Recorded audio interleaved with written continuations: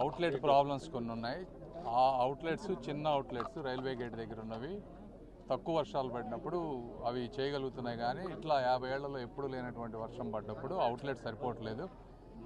నజీర్ గారు నిన్న మార్నింగ్ నుంచి అన్ని ఏరియాల్లో తిరిగి చాలా బాగా వాళ్ళ సమస్యలు అర్థం చేసుకొని రాత్రి 1500 మందికి భోజనాలు అరేంజ్ చేశారు. వాళ్ళ పిల్లలే వచ్చి రాత్రి భోజనాలు అరేంజ్ చేయటం కానీ ఇవన్నీ చేస్తూ ఉన్నారు. ఇట్లాంటి కొన్ని ప్లేసుల్లో ఇవి ఇంతకుముందు అనాథరైజ్డ్ లేఅవుట్స్, వీటికి కూడా నజీర్ గారు వచ్చిన తర్వాత 2 నెలల నుంచి ట్యాప్ కనెక్షన్స్ తీసుకోవటం కానీ వీళ్ళందరినీ ఒక సిస్టంలోకి తీసుకురావడానికి పన్నులు కట్టించి తర్వాత ఈ పట్టాలు ఎలా ఇవ్వాలి వీళ్ళందరికీ, తర్వాత అదేవిధంగా రోడ్లు, డ్రైనేజీలు ఇవన్నీ తప్పనిసరిగా చేస్తాం. ఎందుకంటే వీళ్ళకే మేము మ్యాక్సిమం చేయాల్సిన అవసరం ఉంది.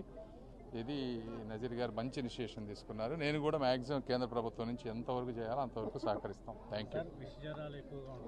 ఉంటాయమ్మా, ఇవన్నీ చాలా అంటే యాక్చువల్గా ఇళ్లలోకి వెళ్ళి చూస్తూ ఉంటే చాలా బాధాకరంగా ఉంది.